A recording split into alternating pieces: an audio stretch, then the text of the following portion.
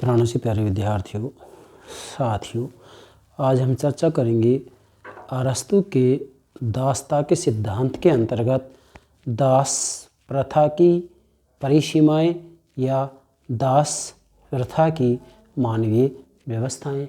Lecture number 63। जैसा कि मैंने यहाँ नोट किया है, दास प्रथा की मानवीय व्यवस्थाएं या परिसीमाएं मतलब है अरस्तू ने दास प्रथा का पूर्ण समर्थन किया है, लेकिन दासों के साथ क्रूर एवं अत्याचारपूर्ण व्यवहार नहीं किया जावे, इसके लिए इन्होंने दास प्रथा के संबंध में कुछ मानवीय व्यवस्थाएं की हैं या इसके ऊपर कुछ परिसीमाएं लगाई हैं, जिससे कि दासों के साथ अत्याचारपूर्ण व्यवहार ना हो सके, दासों के साथ क्रूर व्यवहार ना हो सके और दासों का शोषण ना किया जाए, दासों से सीमा से ज़्यादा कार्य ना किया जाए। इस रूप में इन्होंने दास प्रथा के बारे में कुछ मानवीय व्यवस्थाएं की हैं। एग्जाम में किसी न किसी रूप में इससे संबंधित प्रश्न निश्चित रूप में पूछा जाता है। इसमें हम 9 मानवीय व्यवस्थाएं या परिसीमाओं की बात करेंगे। ये परिसीमाएं अरस्तू ने इस रूप में लगाई हैं, जिसके आधार पर कहा जा सकता है कि अरस्तू ने दासों के साथ अत्याचारपूर्ण व्यवहार करने पर रोक लगाई थी। दासों के साथ क्रूर व्यवहार नहीं किया जा सकता, ऐसी व्यवस्था अरस्तू ने जो है की थी। अगर हम इसकी तुलना आधुनिक समय के जो नौकर हैं उनसे करें तो ये कह सकते हैं कि आज के नौकरों का फिर भी शोषण किया जाता है। आज के जो नौकर हैं उनके साथ अत्याचारपूर्ण व्यवहार भी किया जाता है, क्रूर व्यवहार भी किया जाता है। इसी के साथ मैं कहूँगा कि आज जितने भी निजी शैक्षणिक संस्थान हैं, इसी के साथ मैं ये भी कह सकता हूँ कि जो कंपनियां हैं, उद्योग हैं, उनके अंतर्गत भी जो कर्मचारी होते हैं उन कर्मचारियों का भी शोषण किया जाता है, उनके साथ भी अत्याचारपूर्ण व्यवहार किया जाता है। परंतु अरस्तू ने अपने दासों के साथ शोषण करना, अत्याचारपूर्ण व्यवहार करना, इसके ऊपर प्रतिबंध लगाया था। तो इसका मतलब अरस्तू ने कहीं पर भी ये नहीं कहा कि भी दासों के साथ अत्याचारपूर्ण व्यवहार किया जाए या दासों का शोषण किया जाए या दासों से क्षमता से ज़्यादा काम कराया जाए। नहीं, इनके ऊपर प्रतिबंध लगाया था। जबकि आज निजी शैक्षणिक संस्थाओं में या भले कोई भी निजी संस्था हो, उन सब के अंतर्गत कर्मचारियों का शोषण किया जाता है और यहाँ तक कि अत्याचारपूर्ण व्यवहार भी किया जाता है और यहाँ तक कि उनका किसी भी रूप में कोई सम्मान भी नहीं किया जाता है। तो इससे अच्छा तो मैं कहूँगा कि अरस्तू ने जो जिस दास प्रथा का समर्थन किया है वो दास ही श्रेष्ठ है। आज के नौकर से तो अरस्तू के दास श्रेष्ठ है, आज के नौकर से। जबकि आज तो ये कह दिया जाता है कि दास प्रथा को गैर कानूनी घोषित कर दिया है। सही है, गैर कानूनी घोषित कर दिया है, लेकिन आज नौकर जो हैं, नौकरों के साथ तो ऐसा अत्याचारपूर्ण व्यवहार किया जाता है ना, शोषण किया जाता है और क्षमता से ज़्यादा काम कराने का प्रयास किया जाता है। उस नौकर को मनुष्य तो माना ही नहीं जाता है। और आप दूसरी तरफ देखेंगे, अरस्तू ने भले ही दास प्रथा का समर्थन किया है, लेकिन दासों के साथ किसी भी रूप में अत्याचारपूर्ण व्यवहार नहीं किया जा सकता। समझे, दास प्रथा की मानवीय व्यवस्थाएं या परिसीमाएं। बेटा, सबसे पहले तो आपको ये ध्यान रखना है कि दास होता ही कौन है। अरस्तू ने कहा है कि दास वह है, नोट करें, दास वह है जो विवेक से, मस्तिष्क से अपना ना होकर किसी अन्य का होता है, मतलब अपने स्वामी का होता है, वह दास होता है। बाकी इसका अर्थ वगैरह मैंने पिछले लेक्चर में आपको समझा दिया है। तो सबसे पहले आप नोट करेंगे दास प्रथा के सिद्धांत को। क्या अरस्तू के दासता के सिद्धांत को समझ रहे हैं हम? दास प्रथा के सिद्धांत को न्यायोचित ठहराते हुए भी उस पर कुछ मानवोचित परिसीमाएं लगाई है। मतलब अरस्तू ने दास प्रथा के सिद्धांत को उचित ठहराया है, न्यायोचित ठहराया है, श्रेष्ठ ठहराया है। दास प्रथा के सिद्धांत का अरस्तू ने समर्थन किया है, ये बात सही है। न्यायोचित ठहराते हुए भी उस पर कुछ मानवोचित परिसीमाएं लगाई हैं। मतलब अरस्तू ने दास प्रथा का समर्थन किया है, ये बात सही है। अरस्तू ने दास प्रथा को न्यायोचित ठहराया है, अरस्तू ने दास प्रथा को उचित माना है, लेकिन श्रेष्ठ बताते हुए भी, दास प्रथा को न्यायोचित बताते हुए भी इसके ऊपर कुछ मानवीय परिसीमाएं लगाई हैं। मतलब दास प्रथा के ऊपर ऐसे प्रतिबंध ऐसी सीमाएं लगाई हैं जिसके आधार पर कहा जा सकता है कि अरस्तु दासों के साथ क्रूर व्यवहार के समर्थक नहीं थे, अत्याचारपूर्ण व्यवहार के समर्थक नहीं थे, दासों का किसी भी रूप में शोषण नहीं किया जाए, ये बात अरस्तु ने कही थी। तो दासी के ऊपर कौन कौन सी मानवीय परिसीमाएं हैं, ये हम 9 बिंदुओं के माध्यम से आपको बताएंगे।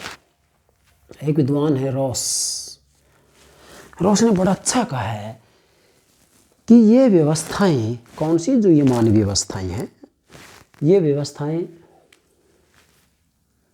दास प्रथा से होने वाले अन्यायों और बुराइयों को कुछ अंशों तक रोकने के लिए महत्वपूर्ण है।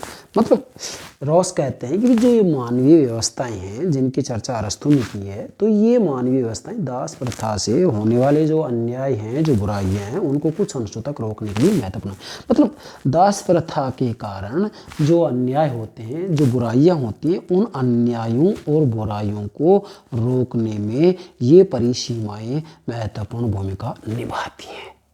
दासों का शोषण नहीं हो सकता है, दासों के साथ अन्यायपूर्ण व्यवहार नहीं हो सकता, दासों के साथ क्रूर व्यवहार नहीं हो सकता, दासों का शोषण नहीं किया जा सकता, इन मानवीय परिसीमाओं के रहते हुए। अतः अरस्तु ने 9 मानवीय परिसीमाएं बताई हैं जिनके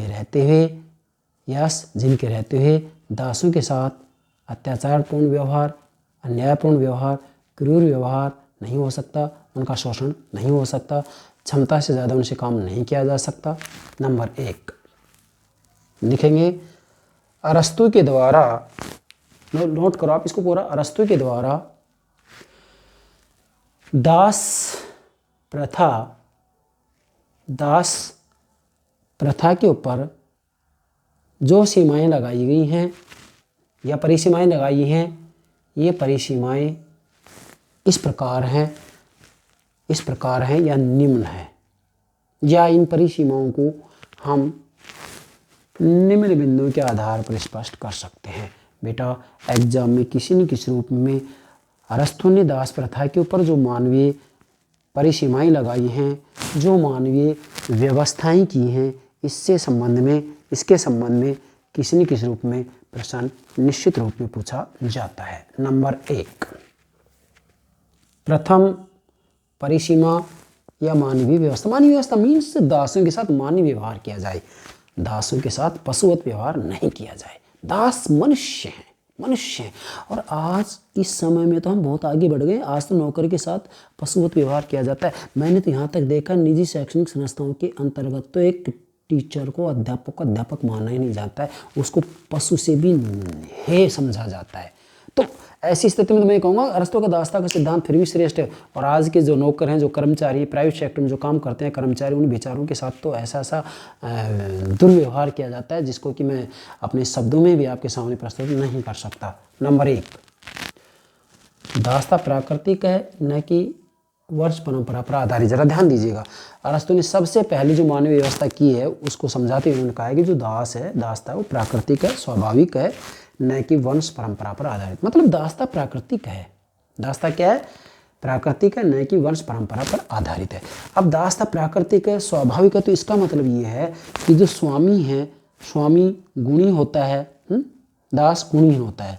स्वामी बुद्धिमान होता है, दास बुद्धिहीन होता है। लेकिन अरस्तु कहते हैं कि कोई ज़रूरी नहीं है कि स्वामी की संतान बुद्धिमान ही हो, और ये कोई ज़रूरी नहीं है कि दास की संतान बुद्धिहीन ही हो। विपरीत भी हो सकता है, स्वामी की संतान बुद्धिहीन हो सकती है और दास की संतान बुद्धिमान हो सकती है। अतः अरस्तु कहते हैं कि जो व्यक्ति दास होते हुए भी योग्य और बुद्धिमान है उसे मुक्त कर देना चाहिए। अरस्तु ने कहा है कि जो व्यक्ति दास होते भी यदि योग्य है, बुद्धिमान है, कुशल है, तो उसको मुक्त कर दो, आज़ाद कर दो। ठीक है, ये मानवीय व्यवस्था पहली होगी। दूसरी है, स्वामी को दास के प्रति किसी प्रकार का अत्याचार का अधिकार नहीं। जरा ध्यान दें, स्वामी को दास के प्रति किसी प्रकार का अत्याचार का अधिकार नहीं। मतलब स्वामी दास के साथ किसी प्रकार का अत्याचारपूर्ण व्यवहार नहीं कर सकता, क्रूर व्यवहार नहीं कर सकता। उसे दास को अपने शरीर का अंग समझना चाहिए। अरस्तु कहते हैं उसे, मतलब स्वामी को दास को अपने शरीर का अंग समझना चाहिए। अब शरीर का अंग है, हमारा शरीर का अंग हाथ है, तो हम हमारे शरीर के अंग के साथ, हाथ के साथ क्या दुर्व्यवहार करेंगे? क्या हम कुल्हाड़ी लेकर के अपने हाथ को काटने लग जाएंगे? नहीं, हम हमारे शरीर के सभी अंगों को जो है साफ सुथरा रखेंगे, सुरक्षित रखेंगे। तो ऐसे ही अरस्तु कहते हैं कि जो स्वामी है दास को अपने शरीर का अंग समझे, और जैसे हम हमारे शरीर के अंग की सुरक्षा व्यवस्था करते हैं, प्रत्येक अंग को जो है स्वच्छ रखते हैं, स्वस्थ रखने का प्रयास करते हैं, उसी प्रकार से स्वामी को भी अपने दासों के साथ शरीर के अंग की तरह व्यवहार करना चाहिए। कितनी कितनी महत्वपूर्ण बात है। आज जितनी भी निजी संस्थाएं हैं उनके अंतर्गत कर्मचारियों के साथ क्या अरस्तु जैसा का वैसा व्यवहार किया जाता है? नहीं। अरे भाई, अरस्तु तो कह रहे हैं कि स्वामी को दास को अपने शरीर का अंग समझना चाहिए। तो आज जितनी भी संस्थाएं, उन संस्थाओं में कार्य करने वाले कर्मचारियों के प्रति क्या जो उनके मालिक होते हैं वो अपने शरीर का अंग समझते हैं कर्मचारियों को? नहीं। शैक्षणिक संस्थाओं में तो यहाँ तक कर्मचारियों को बोला जाता है कि मैं तुम्हें अपने पैर की ठोकरों पर रखूंगा। क्या कहेंगे आप? तो इस संदर्भ में तो आज का नौकर अरस्तु के दास से भी निम्न स्थिति में है, हे स्थिति में, घृणित स्थिति में है। उसको मानव समझा ही नहीं जाता है, उसको मानव समझा ही नहीं जाता है। और यहाँ तक कह दिया जाता है कि तुम होते कौन हो? मैं सुनता हूँ लोगों के मुख से। और मेरे पास यहाँ जो स्टूडेंट्स पढ़ने के लिए आते हैं वो महाविद्यालयों में, प्राइवेट कॉलेजों में पढ़ाते हैं, निजी महाविद्यालयों में पढ़ाते हैं, तो आकर के मेरे सामने रोने लग जाते हैं कि सर हमारे साथ ऐसा ऐसा दुर्व्यवहार किया जाता है। तो अब बताइएगा, मैं उनको जो है जब दासता का सिद्धांत बतलाता हूँ तो ये कह देते हैं कि सर आप कैसी बात कर रहे हो, अरस्तु का दासता का सिद्धांत तो बहुत अच्छा था, आज तो हमारे साथ ऐसा दुर्व्यवहार किया। जरूरत भी है, आप समझ गए मेरा संकेत। तीसरा है, स्वामी को अपने दासों को यह वचन देना चाहिए कि यदि वे अच्छा कार्य करेंगे तो वह उनको मुक्त कर देगा। अब जरा देखिएगा अरस्तु कितनी महत्वपूर्ण बात बता रहे हैं कि जो स्वामी होता है, स्वामी को अपने दासों को ये वचन देना चाहिए कि यदि वे अच्छा कार्य करेंगे तो वह उनको मुक्त कर देगा। मतलब यहाँ दासों की मुक्ति की बात भी अरस्तु कर रहा है, और अरस्तु कह रहा है कि स्वामी को जो उनके दास होते हैं उन दासों को वचन देना चाहिए कि वो अच्छा काम करेंगे तो उनको मुक्त कर दिया जाएगा। तो डेफिनेटली दास जो है, दास को वास्तव में जो है मनुष्य समझा जा रहा है अरस्तु की दासता के सिद्धांत के अंतर्गत। और आज के जो नौकर हैं उन नौकरों को तो मनुष्य समझा ही नहीं जाता है। चौथा है, स्वामी को अपने दासों से केवल वही कार्य करवाने चाहिए जिनको करने की उनमें क्षमता है। अब जरा देखिएगा चौथी कितनी महत्वपूर्ण बात है कि स्वामी को अपने दासों से केवल वही काम करवाने चाहिए जिन कामों को करने की उनमें क्षमता है, क्षमता से अधिक काम ना कराया जाए। और आज जितनी भी संस्थाएं हैं, जो निजी संस्थाएं हैं, उनके अंतर्गत आप देखेंगे मालिक ये चाहता है कि 8 घंटे के काम के हम इनको जो है पैसे दे रहे हैं, वेतन दे रहे हैं, तो वो प्रयास करता है कि 2-3 घंटा एक्स्ट्रा रह करके उनसे काम कराया जाए और बीच में किसी भी रूप में उनको आराम ना करने दिया जाए, रेस्ट ना करने दिया जाए। तो कुल मिलाकर के ये है कि क्षमता से अधिक काम करवाने को प्रबल दिया जाता है। आज जितने भी निजी संस्थाएं हैं उनके अंतर्गत क्षमता से ज़्यादा काम कराने पर बल दिया जाता है, और बेचारे जो कर्मचारी होते हैं वो मूक दर्शक बने रहते हैं, किसी भी रूप में कोई उसका जो है विरोध नहीं करते हैं, और जैसे वो कहते हैं वैसे काम करते रहते हैं। तो इसका मतलब अरस्तु के दास से भी गिरी हुई स्थिति आज की जो निजी संस्थाएं उसमें कार्य करने वाले कर्मचारियों की है। आप जरा तुलना करके देखिए, कौन कहता है कि अरस्तु के दासता का सिद्धांत बेकार है? नहीं, बेकार हो ही नहीं सकता। आज तो आप जो निजी संस्थाओं में काम कर रहे हैं उनके जो कर्मचारी हैं उनके साथ अरस्तु के दास से भी बेकार व्यवहार किया जा रहा है। अरस्तु ने कहा कि भाई दास के साथ क्रूर व्यवहार ना किया जाए, लेकिन आज तो नौकरों के साथ, आज निजी संस्था में कार्य करने वाले कर्मचारियों के साथ अत्याचारपूर्ण व्यवहार किया जाता है, क्षमता से ज़्यादा काम करवाया जाता है, उनका किसी भी रूप में कोई सम्मान नहीं किया जाता है, उनको अपमान की दृष्टि से देखा जाता है। तो ये गलत है। 5वां है, स्वामी का कर्तव्य है कि, ज़रा ध्यान दें, स्वामी का कर्तव्य है कि दास की भौतिक और शारीरिक सुविधाओं का ध्यान रखे। अरस्तु ने कितनी महत्वपूर्ण बात बताई है कि स्वामी का कर्तव्य है कि दास की भौतिक और शारीरिक सुविधाओं का ध्यान रखे। मतलब दास की भौतिक और शारीरिक सुविधाओं का ध्यान रखे। भौतिक रूप में कभी भी उसको किसी भी चीज़ की आवश्यकता पड़ती है तो स्वामी उसको उपलब्ध कराए, और शारीरिक सुविधाओं का भी ध्यान रखे। शारीरिक रूप में उसको किसी प्रकार का कुछ कष्ट नहीं होना चाहिए, ये स्वामी देखे। जबकि आज आप देखेंगे जो निजी संस्थाएं उनमें कार्य करने वाले जो कर्मचारी होते हैं, क्या उनकी भौतिक और शारीरिक सुविधाओं का ध्यान मालिक रखता है? नहीं रखता है। मालिक एसी रूम में रहता है, मालिक एसी रूम में रहता है, मालिक फर्स्ट क्लास 50 लाख की 4 व्हीलर में घूमता है, और जो उसका नौकर होता है उसको इतना ही दिया जाता है जिससे वो दाल रोटी भी मुश्किल से खा सकता है। भले ही दास, उस समय की बात है, वास्तविक समय की, दास शारीरिक रूप में अगर उसको कोई भी परेशानी होती है तो स्वामी उसको संभालेगा, लेकिन आज का नौकर शारीरिक रूप में, भौतिक रूप में कितना ही कष्ट उठाए, मालिक को कोई लेना देना नहीं है। तो तुलना करें तो स्वामी के अधीन जो दास होता है अरस्तु के समय में, या अरस्तु का जो दास है, वो आज के नौकर, आज के निजी संस्थाओं के कर्मचारियों से तो कहीं अच्छा है, अच्छे हालात में है। कितनी अच्छी मानवीय व्यवस्था की है दास के लिए कि भाई स्वामी ये देखे, स्वामी का कर्तव्य है कि दास की भौतिक और शारीरिक सुविधाओं का ध्यान रखे। जबकि आज निजी संस्थाओं के अंतर्गत कार्य करने वाले कर्मचारियों की क्या भौतिक और शारीरिक सुविधाओं का ध्यान रखा जाता है? और आज जिन घरों में नौकर रखा जाते हैं, क्या उन नौकरों की भौतिक और शारीरिक सुविधाओं का ध्यान उस घर का जो मालिक होता है वो रखता है? नहीं रखता है। छठा, दासों की संख्या बढ़ाने के पक्ष में नहीं। मतलब अरस्तु जो है वो दासों की संख्या बढ़ाने के पक्ष में नहीं है। दासों की संख्या सीमित रहे, ये जो है अरस्तु का कहना है। हाँ, इतना जरूर कहा है अरस्तु ने कि आवश्यकता के अनुसार दास रखे जाने चाहिए। हाँ, दासों की संख्या ज़्यादा ना बढ़ने दी जाए, ये अरस्तु ने कहा। तो नोट करेंगे, दासों की संख्या बढ़ाने के पक्ष में नहीं, आवश्यकता के अनुसार दास रखे जाने चाहिए। क्योंकि जैसे जैसे दास यदि बुद्धिमान होते जाएंगे, योग्य होते जाएंगे, तो उसने कहा कि उनको मुक्त कर देना चाहिए, आज़ाद कर देना चाहिए, स्वतंत्र कर देना चाहिए। सातवां है, स्वामी को चाहिए कि उनकी मृत्यु के समय अपने दासों को दासता से मुक्त कर दे। अब जरा ध्यान रखिएगा, स्वामी को चाहिए कि अपनी मृत्यु के समय अपने दासों को दासता से मुक्त कर दे। मतलब अरस्तु कह रहे हैं कि स्वामी को ये चाहिए कि स्वामी अपनी मृत्यु के समय, जब स्वामी को लगे कि अब मेरी मृत्यु होने वाली है, तो अपनी मृत्यु के समय अपने दासों को दासता से मुक्त कर दे। मतलब जब मालिक की मृत्यु हो, निकट हो, और मालिक को पता लगे, स्वामी को पता लगे कि अब मरना निश्चित है, 10 दिन में, 5 दिन में, 1 महीने में, 2 महीने में, वो डेफिनेटली इसका आभास हो जाता है। तो जैसे ही स्वामी को पता लगे कि अब हमारी मृत्यु होना निश्चित है, तो दासों को दासता से मुक्त कर दे। 8वां है, समस्त दासों को स्वतंत्रता का ध्येय रखना चाहिए। अब अरस्तु कह रहे हैं कि जितने भी दास हैं, सभी दासों को स्वतंत्रता का ध्येय रखना चाहिए, स्वतंत्रता का उद्देश्य रखना चाहिए। इसका मतलब ये कि सभी दासों को, जैसे प्रारंभ ही मैंने आपको बताया था कि जो व्यक्ति दास होते हैं भी योग्य और बुद्धिमान है, उसे मुक्त कर देना चाहिए।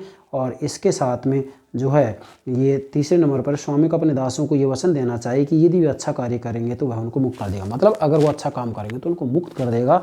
तो स्वामी मतलब जो स्वामी हैं उसके अधीन जो दास हैं उनके बारे में कह रहे हैं कि समस्त दासों को स्वतंत्रता का ध्येय रखना चाहिए। मतलब जो ये दास हैं इनको स्वतंत्र होने का ध्येय रखना चाहिए। और स्वतंत्र ये तभी होंगे जब कि अच्छा काम करेंगे, जैसे कि तीसरे नंबर पे कहा गया है कि अच्छा काम करेंगे तो उनको मुक्त कर देगा। ठीक है, तो डेफिनेटली यहाँ पर जो है अरस्तु कह रहे हैं कि दासों को अपने सामने ये उद्देश्य रखना चाहिए कि उनको स्वतंत्र होना है, दासता से मुक्त होना है, आज़ाद होना है। 9वां है, दास का बौद्धिक स्तर स्वामी के बराबर हो जाएगा तो उसे स्वतंत्र कर दिया जाएगा। अरस्तु कहते हैं, अरस्तु ने कहा है, क्या कहा है? अरस्तु का कहना है कि दास का बौद्धिक स्तर, दास की बुद्धि का स्तर, दास का बौद्धिक स्तर स्वामी के बराबर हो जाएगा, अपने स्वामी के बराबर हो जाएगा तो उसे स्वतंत्र कर दिया जाएगा। मतलब अरस्तु कहते हैं कि यदि दास का बुद्धि का स्तर, बौद्धिक स्तर यदि उसके स्वामी के बराबर हो जाएगा तो जो है उसे स्वतंत्र कर दिया जाएगा। ठीक है, ये 9 मानवीय व्यवस्थाएं बताई हैं अरस्तु ने। इसके बाद में निष्कर्ष में हम 2 महत्वपूर्ण बात बता रहे हैं, इनको आप जरूर नोट करेंगे। अरस्तु ने अपनी वसीयत में लिखा है कि उसके दास को बेचा न जाए एवं उनमें से कुछ को उचित आयु का होने पर मुक्त कर दिया जाए। अब इससे ये लगता है, क्या लगता है कि किसी भी रूप में अरस्तु नहीं चाहता है कि दास के साथ अमानवीय व्यवहार किया जाए, क्रूर व्यवहार किया जाए। अत्याचारपूर्ण व्यवहार किया जाए, किसी रूप में अन्याय किया जाए, उसका शोषण किया जाए, ये नहीं चाहते हैं अरस्तु। इसलिए अरस्तु कह रहे हैं कि अरस्तु ने अपनी वसीयत में लिखा है कि उसके दास को बेचा न जाए, मतलब दास को एक तो बेचा नहीं जाएगा, एवं उनमें से कुछ को उचित आयु का होने पर मुक्त कर दिया जावे। ये अरस्तु ने अपनी वसीयत में लिखा है। तो स्पष्ट है, इससे क्या स्पष्ट है, इससे स्पष्ट है, क्या स्पष्ट है कि यह आता है अरस्तु दासों के प्रति मानवीय व्यवहार का समर्थन करता है। जरा नोट करें, अतः अरस्तु दासों के प्रति मानवीय व्यवहार का समर्थन करता है, मानवीय व्यवहार का समर्थन करता है, गैर मानवीय व्यवहार का विरोध करता है, अमानवीय व्यवहार का विरोध करता है। और क्रूर व्यवहार, नोट करो आप, और क्रूर व्यवहार एवं अत्याचारपूर्ण व्यवहार एवं अन्यायपूर्ण व्यवहार का विरोधी था। मतलब अरस्तु दासों के साथ किसी भी रूप में क्रूर व्यवहार, अत्याचारपूर्ण व्यवहार, अन्यायपूर्ण व्यवहार का विरोधी था।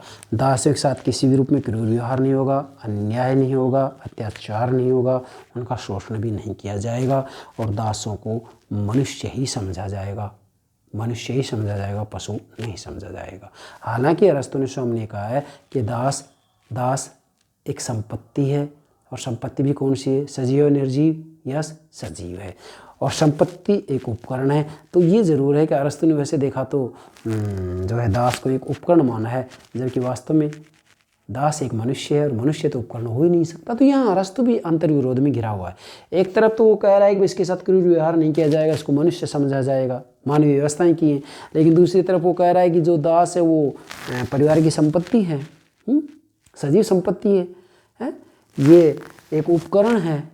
तो डेफिनेटली अरस्तु के विचार में अंतर्विरोध है, और कोई भी राजनीतिक विचारों को उसके विचारों में अंतर्विरोध तो पाया ही जाता है। तो ये हो गया दास प्रथा की मानवीय व्यवस्थाएं या परिसीमाएं। ठीक है बेटा, मुझे विश्वास है आप जो है दास प्रथा की जो ये 9 मानवीय व्यवस्थाएं, इनको अच्छे से समझ गए होंगे। अब यहाँ एक डायग्राम है, इसको समझेंगे। डायग्राम में मैंने क्या लिखा है, अरस्तु का दास तुलना आज का नौकर। मतलब अरस्तु के दास के आज के नौकर से तुलना करेंगे हम, तो आपको बड़ा विचित्र लगेगा। क्या लगेगा कि अरस्तु का जो दास है, अरस्तु ने अपने दास के लिए कहा है कि दास के साथ किसी भी रूप में क्रूर व्यवहार, अत्याचारपूर्ण व्यवहार, अन्यायपूर्ण व्यवहार नहीं किया जाएगा, दास का किसी रूप में शोषण नहीं किया जाएगा। ये अरस्तु ने अपने दास के बारे में कहा है। तुलना आज का नौकर, आज के नौकर की बात आती है तो आज के नौकर के साथ, आज के निजी संस्थाओं के कर्मचारियों के साथ यदि हम देखें तो क्रूर व्यवहार भी किया जाता है, अत्याचारपूर्ण व्यवहार भी किया जाता है, अन्यायपूर्ण व्यवहार भी किया जाता है, शोषण भी किया जाता है, और क्षमता से ज़्यादा काम भी कराया जाता है। तो इन दोनों की जब तुलना करते हैं तो इससे स्पष्ट हो जाता है, क्या स्पष्ट हो जाता है कि अरस्तु का दास ही आज के नौकर या आज की निजी संस्थाओं में कार्य करने वाले कर्मचारियों से श्रेष्ठ स्थिति में है अरस्तु का दास।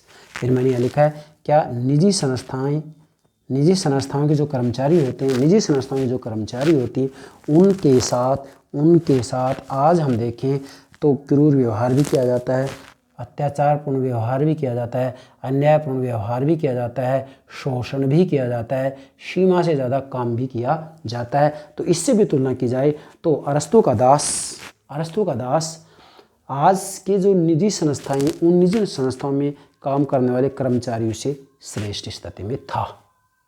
ये आपको ध्यान में रखना है।